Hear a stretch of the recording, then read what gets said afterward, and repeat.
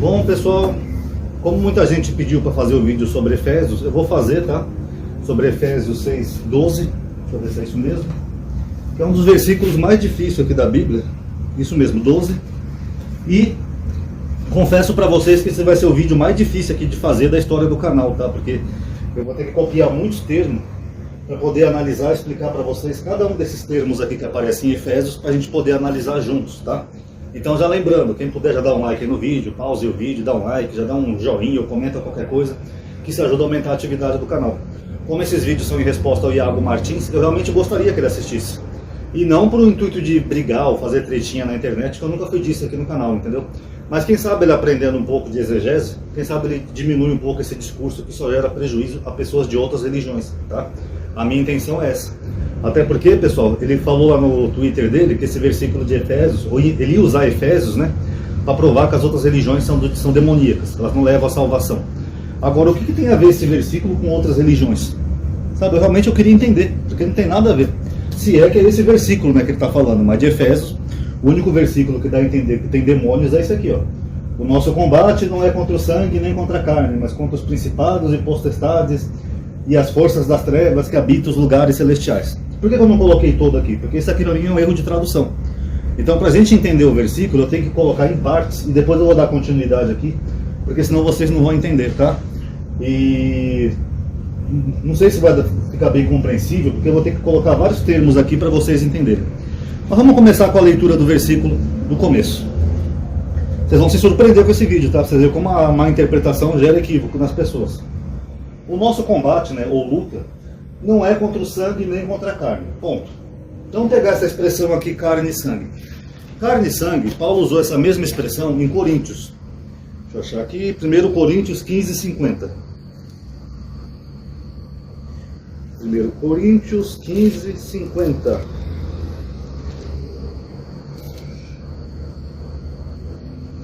Digo-vos, irmãos, a carne e o sangue não podem herdar o reino de Deus, nem a corrupção herdar a incorruptibilidade. Então Paulo aqui está falando sobre o que é corruptível e o que é incorruptível, que é o nosso corpo carnal. Aí ele fala, carne e sangue não podem entrar no reino de Deus. Então aqui a gente subentende que carne e sangue, ele está falando do corpo físico, tá? O corpo físico. Inclusive aqui ele usa o termo flesh e não aquele outro termo que é sarx, que geralmente ele usava para tentações carnais, sabe? Desejo carnais. Não, aqui ele usa o termo flesh, que é o corpo físico mesmo. Então, para começar a nossa compreensão, ele está falando que o combate deles não é contra pessoas físicas. Por isso que alguns fazem esse contraponto, achando que ele está falando de seres espirituais aqui, tá? Mas nós vamos entender. No primeiro ponto, ele está falando de corpo físico. Nossa luta não é contra carne e nem sangue, tá? Mas contra os principados e potestades. O que é principado, pessoal? Principado é o coletivo de príncipe. Não tem aquele país Mônaco, que tem o Principado de Mônaco? A Inglaterra, que é uma monarquia, não tem o Principado da Britânico? Principados aqui em grego é arquê. Tá? Eu vou tentar escrever aqui mais para baixo, eu vou ter que dar continuidade ali. Bom, vou escrever até em grego aqui para vocês verem.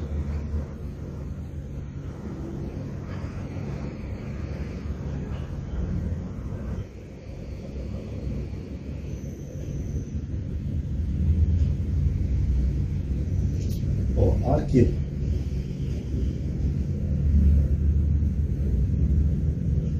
Arquê, pessoal, é um coletivo de príncipes. Então vamos começar aqui do princípio. Príncipes não são seres espirituais, são príncipes. Como por exemplo, a gente pode ver, deixa eu ver, Lucas 12:11. Lucas 12:11.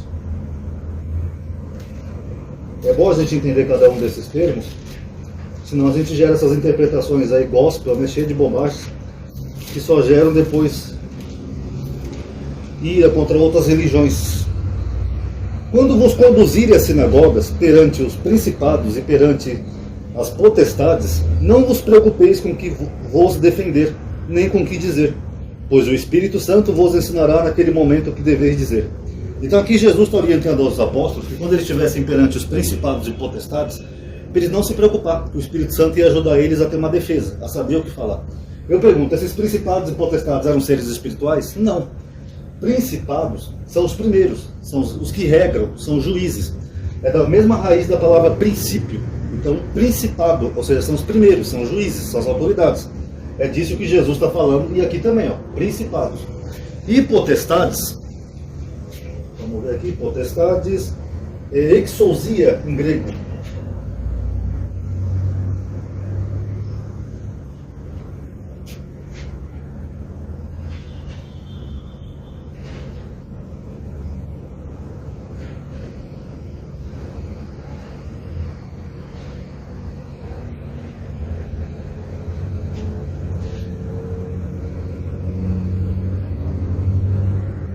Exousia em grego, pessoal, são autoridades. Qual é a diferença do arquê, dos principados? É que exousia são autoridades humanas. Como, por exemplo, o governador, o rei, o prefeito, etc. Isso são autoridades. Já que os principados são autoridades espirituais, como, por exemplo, aqueles que julgaram Jesus no Sinédrio. Eles eram um principado. Eles eram um grupo de juízes, tá, como se fosse o STF da época, que estava julgando Jesus, tá bom? Então nós temos principados e potestades, que são príncipes e autoridades. Aqui não é príncipes como em português, tá? Príncipes aqui são juízes, no caso. E autoridades, que é exousia, olha só que interessante. Essa, se o Tiago Martins ver esse vídeo, eu gostaria que ele me respondesse, tá? Romanos 13:1. Essa é a primeira pergunta-chave do vídeo. E olha que tem mais o vídeo ainda, por isso que eu falei que esse vídeo vai ser um dos mais trabalhosos do meu canal. Esse mesmo termo aqui, pessoal, exousia, que é autoridades, ele aparece aqui em Romanos 13:1. Olha o que Paulo diz, preste atenção.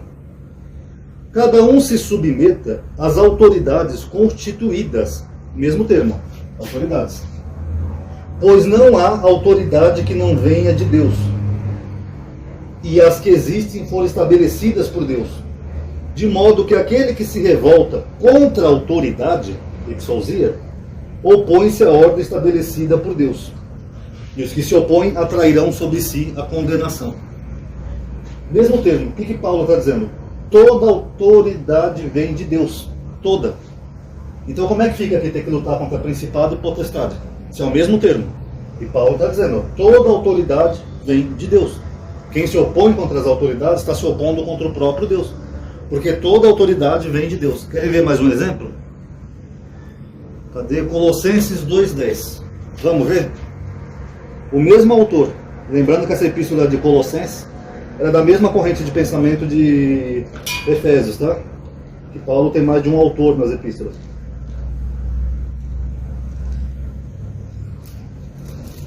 Cadê? Colossenses.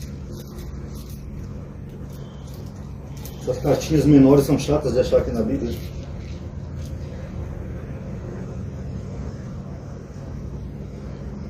Vamos ler a partir do versículo 9. Olha o que Paulo está dizendo.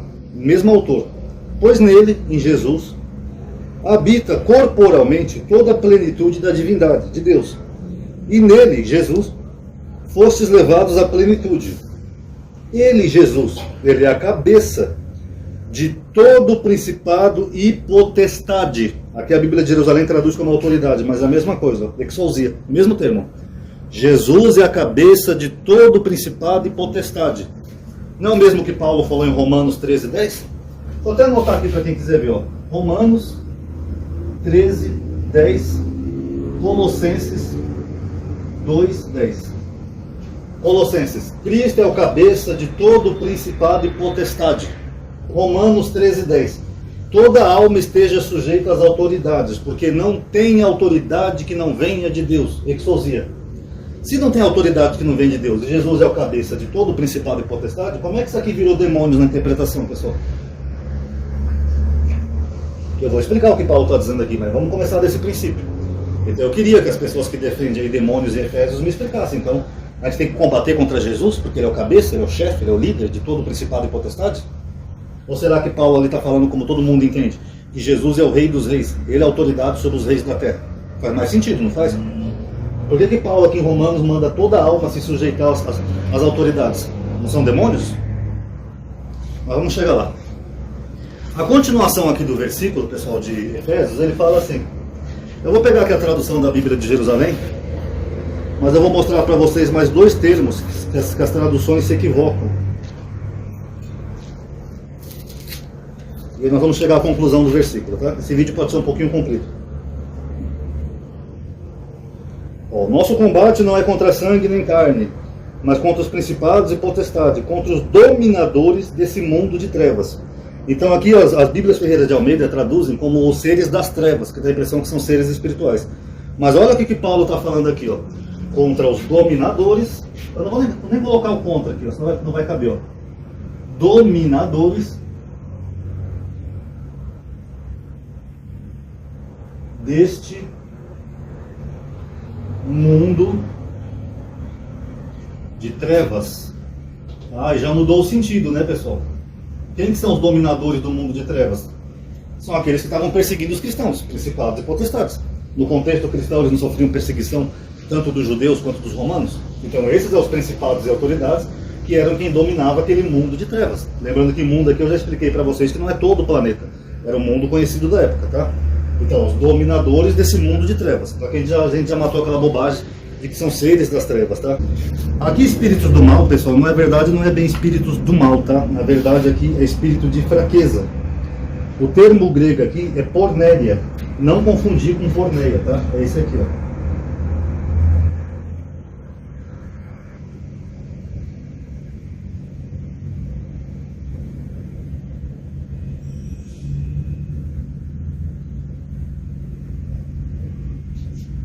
Pornéia. Também pode significar iniquidade, tá? Fraqueza, iniquidade. Que nem vocês podem ver, por exemplo, em Lucas 11:39.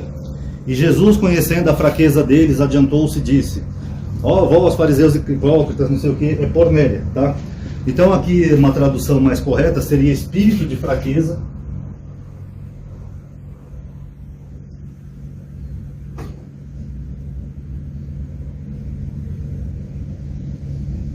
E agora vem a cereja do bolo. Nos lugares celestiais, que Paulo coloca ali, tá? Deixa eu só ver se tem mais algum termo aqui, pessoal. Ah, sim, tem um termo que não está aqui na tradução, que aparece no texto grego, é cosmocrator, que é o príncipe deste mundo.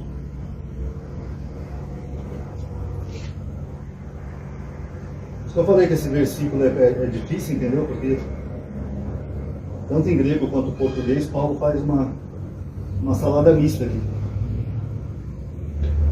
Eu acho engraçado como Paulo tem mais autoridade que Jesus, né? Para os evangélicos. Porque Paulo, que nem foi apóstolo, falou, eles aceitam. Ó, essa palavrinha aqui, pessoal, é um rapax legômeno, tá? Cosmocrator. Ela está no texto também, que é o príncipe deste mundo. Ela também aparece aqui no texto.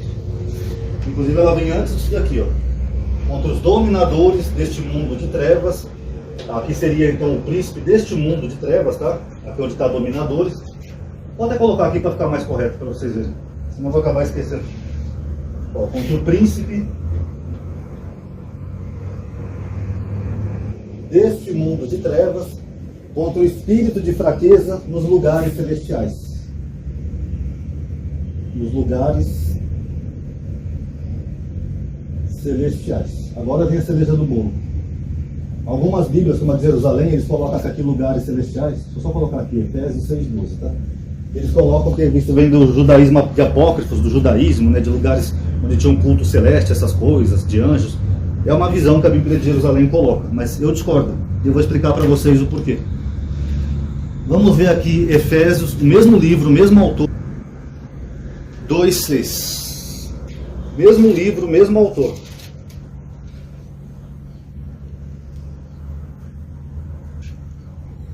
E com ele, Jesus, nos ressuscitou e nos fez assentar nos lugares celestes, em Cristo Jesus. Batalha do versículo 5. Quando estávamos mortos em nossos pecados, nos vivificou juntamente com Cristo. Pela graça foste salvo. E com ele nos ressuscitou e nos fez assentar nos lugares celestiais em Cristo Jesus. O que Paulo está falando? Que aqueles que aceitaram Jesus, que seria a igreja estava onde aqui, segundo Paulo? Aqui, ó, nos lugares celestiais. Aí eu pergunto, Paulo estava no céu quando ele escreveu isso? Ele estava no mundo espiritual?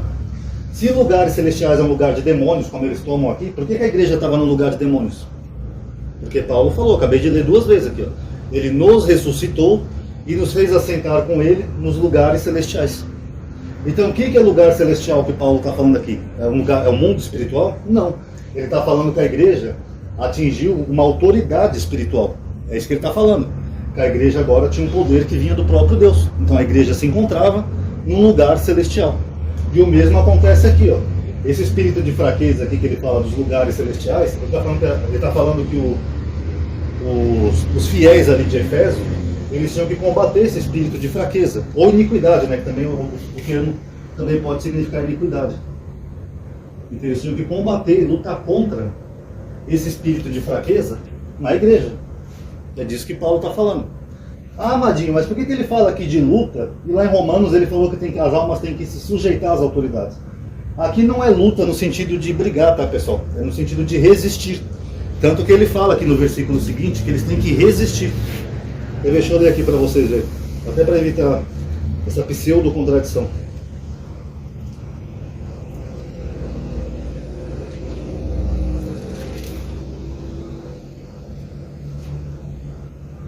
Portanto, ponde-vos de pé e cingi os rins com a verdade e revesti-vos da caraça da justiça. E calcai os pés com zelo para propagar o evangelho da paz, empunhando sempre o escudo da fé, com o qual podereis extinguir os dados inflamados do maligno, e tomai o capacete da salvação e a espada do Espírito, que é a palavra de Deus.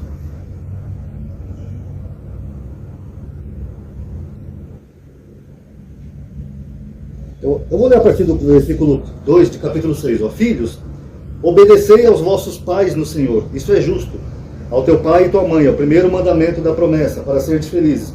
E vós, pais, não dê aos vossos filhos motivo de revolta contra vós. Então, o que Paulo está falando aqui no contexto? Para evitar rebeldia.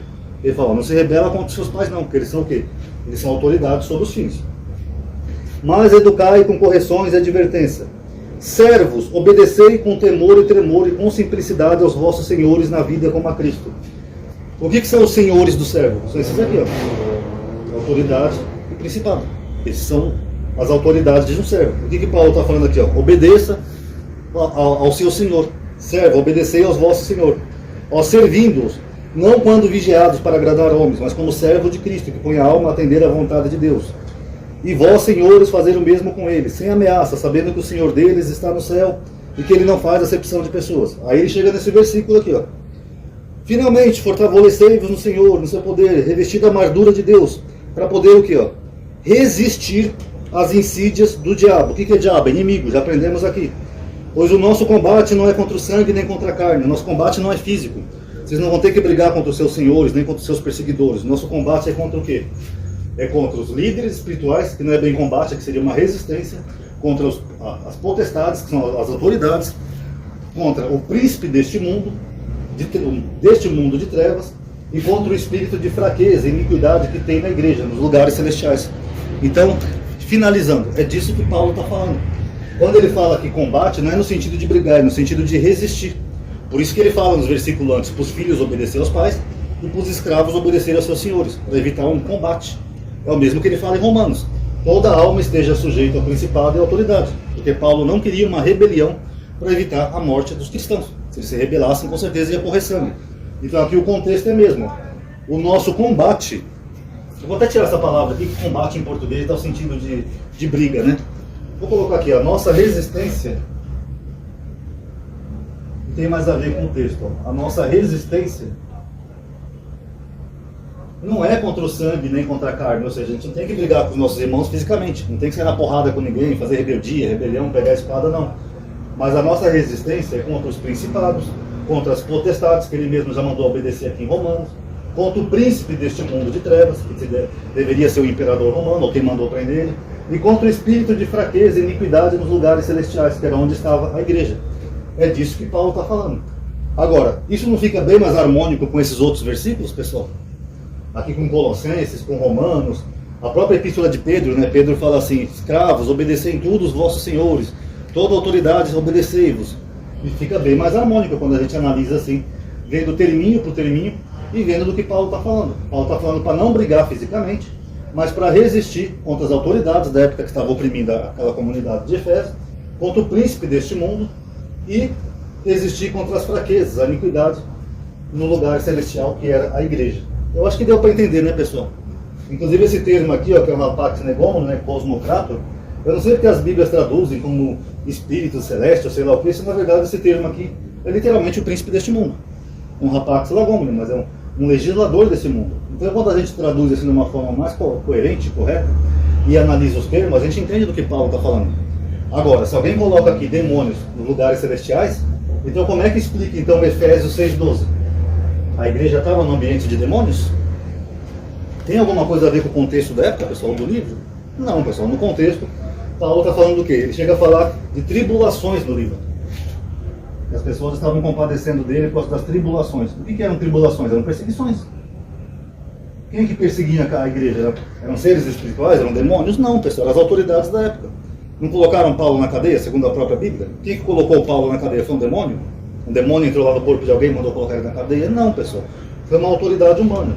Então, todas essas referências aqui, ó, de Efésios, elas se referem a autoridades humanas. O que Paulo está exortando a comunidade de Efésios é que não briga, tem que suportar e resistir, que isso tudo ia passar um dia. Logo Jesus vai vir e vai combater essas autoridades e principados, porque Jesus é o cabeça de todo o principado e autoridade. Então não se preocupe, pessoal. É só uma tribulação passageira. Acho que deu para entender, né, pessoal? Tá aí, como eu falei, foi um vídeo trabalhoso. Quem gostou, dá um like aí, tá? Isso vai ajudar a aumentar a atividade e alcance. Eu sei que é chato ter que estar pedindo, mas se todo mundo tivesse dado like nos outros vídeos, talvez até o Iago Martins tivesse visto. Então deem like aí, pessoal. Quem sabe a gente consegue acabar um pouco com a mitologia dessas pessoas que ficam aí, principalmente pastores evangélicos, né, que nem conhecem a Bíblia, mas ficam pregando aí bobagem. E se o Iago ver esse vídeo, eu quero que ele compare Romanos 13:10 com esse Efésios. Gostaria de ver a interpretação dele. Por que Paulo no livro manda se sujeitar a principados e potestades, e chega no outro livro ele falaria que não, que teria que lutar contra essas autoridades? Não faz o menor sentido, né, pessoal? Então tá aí, quem gostou dá um like, ative o sininho, obrigado por ter assistido, paz a todos.